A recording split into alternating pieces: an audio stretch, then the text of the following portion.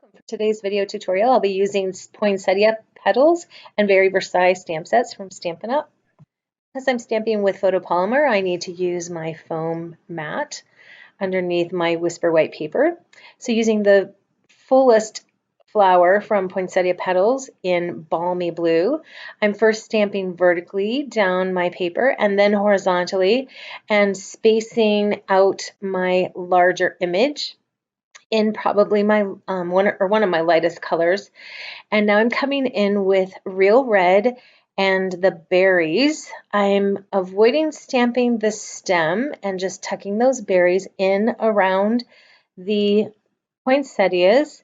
I'm going to be cutting this into 4 pieces and making 4 cards out of this background. So I want to make sure that I'm getting enough of the red berries in all of those 4 quadrants. Part of the paper will get cut off since I'll be cutting this down to about 3 7/8 by 5 and 1/8. Now I will come back in with the berries. This is a 2-step stamp set with the Poppy Parade ink, which is a little lighter, a little brighter than the real red. But you could definitely just stamp off whatever red you have and get a slightly lighter version of the berries. So just try to keep the balance of color both vertically and horizontally as you're stamping these. But one of the nice things about this is the random pattern that tends to take place.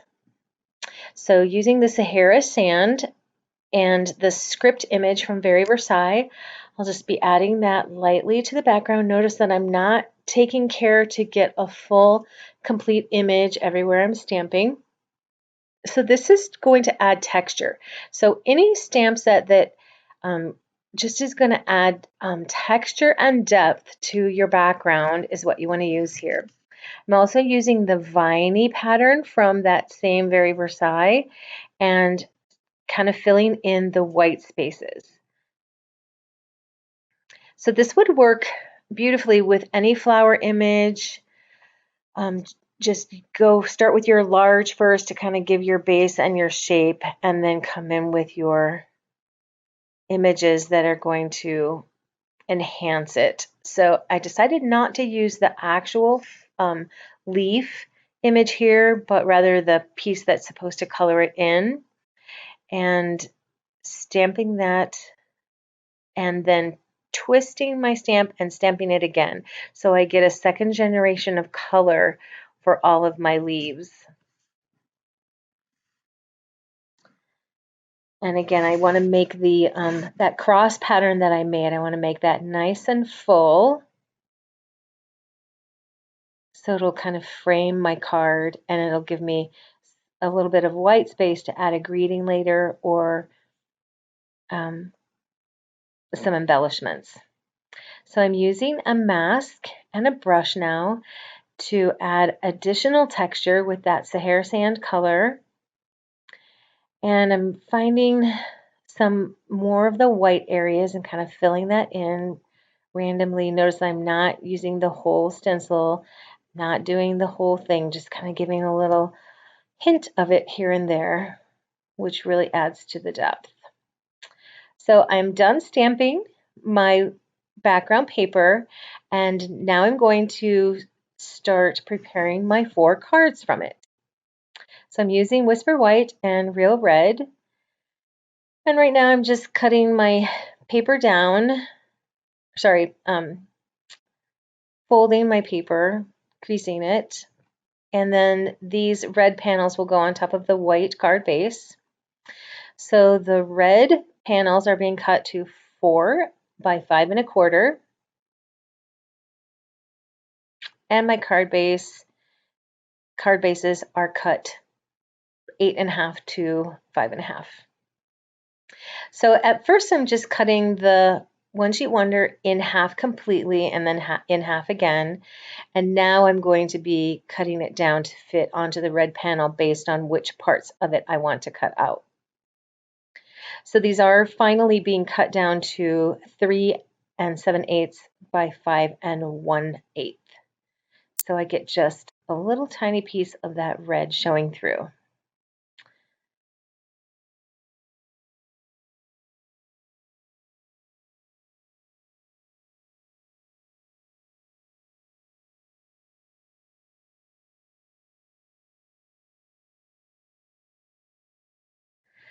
So now I'm using a piece of Pear Pizzazz with the dies that accompany the poinsettia petals suite. The dies will emboss and cut at the same time, so I'm using the actual layering piece of Real Red to cut a couple of poinsettias and then a piece of scrap Pear Pizzazz paper to cut out the leaves. I'm making sure that when I cut my poinsettias that I'm not getting too close to the edge, because I am going to use that same paper to layer with my cards. So each card will get 2 flowers and 2 leaves on the front. And I want to, because I wanted a vintage feel, I'm adding a little of the Sahara sand along the edges, kind of distressing it, and on my Real Red panel. Also on my flowers, by adding that ink on top of my flowers, it helps bring out the embossing that the embossing part of the die does for you. Adding that same color to the leaves as well. So everything's looking nice and distressed. And adding a little bit of that Sahara sand along the edge of my card base. So it is time to glue everything together.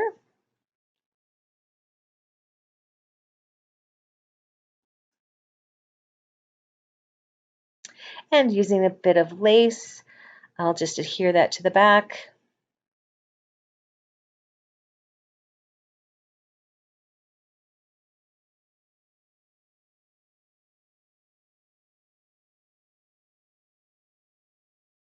Making sure that's straight. Adding adhesive, make sure you add adhesive on top of any ribbon or lace that you put on the back. And now using a little bit of Wink of Stella, I'm going to splatter the Wink of Stella on my flowers to add a little bit of shine.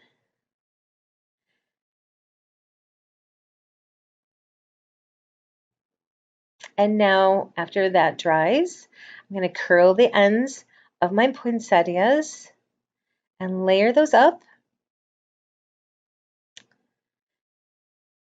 with a dimensional, and then using a glue dot to attach my holly leaves.